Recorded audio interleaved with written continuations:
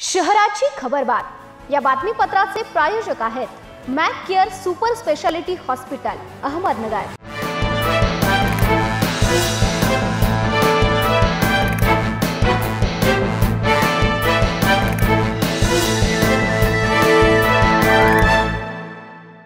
नमस्कार, मी साक्षी न्यूज 24 सह्याद्रीमध्ये तुमचं स्वागत।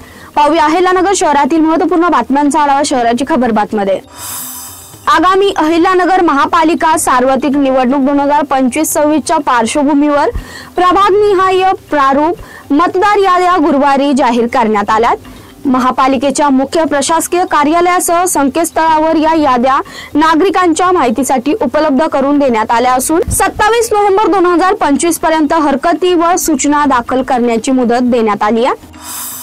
जिल्हा शासकीय रुग्णालयातील दिव्यांग प्रमाणपत्र प्रक्रिया गंभीर गैरव्यवहारात अडकली असल्याचं आर्थिक गुन्हे शाखेच्या तांत्रिक तपासातून उघड झालंय। दस्तऐवजाची पडताळणी करताना तब्बल 142 दिव्यांग प्रमाणपत्रे डबल जावक क्रमांकाने नोंदवून जारी केल्याचं धक्कादायक प्रकार समोर आलाय। या संशयास्पद प्रमाणपत्राबाबत जिल्हा शल्य चिकित्सकांना नोटीस बजावून सर्व माहिती तातडीने सादर करण्याचे आदेश देण्यात आले। बोल्लेगाव नागापूर परिसरात महापालिकेने अचानक वाढलेल्या घरपट्टी दरामुळे स्थानिक नागरिकांमध्ये प्रचंड नाराजीचं वातावरण निर्माण झालंय। नागरिकांना कोणतीही पूर्वसूचना किंवा तक्रार ऐकून न घेता वाढीव घरपट्टी 50,000 ते 3 लाखांपर्यंत आकारण्यात आल्याचा आरोप करण्यात आलाय।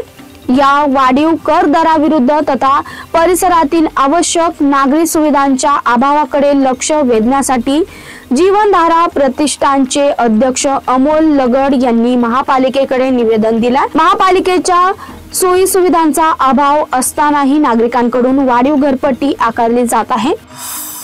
मध्यमवर्गीय व्यावसायिक नोकरदारांचा परिसर अशी ओळख असलेल्या प्रभाग क्रमांक 2 मध्ये गेल्या 5 वर्षात मूलभूत सुविधा अंतर्गत येणारी बहुतांशी कामे मार्गी लागली आहेत। मात्र महापालिकेच्या नगर रचना विभागाच्या चुकीच्या कार्यपद्धतीमुळे या प्रभागातून वाहणाऱ्या ओढ्यांवर झालेले अतिक्रमण आणि रखडलेले 2 महत्त्वाचे रस्ते ही सध्या मोठी समस्या आहे। अहिल्यानगर शहरातील गाजीनगर चौक परिसरात धारदार प्राणघातक शस्त्रासह फिरणाऱ्या सचिन हेमंत औचित्य याला कोतवाली पोलिसांनी तत्काळ कारवाई करून पकडलाय।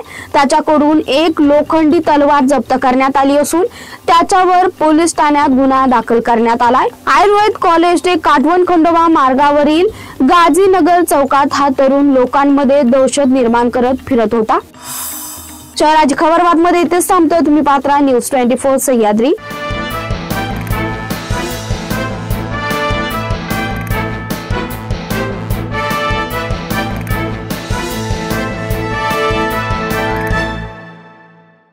शहराची खबरबात या बातमीपत्राचे प्रायोजक होते Mac care super speciality hospital Ahmednagar.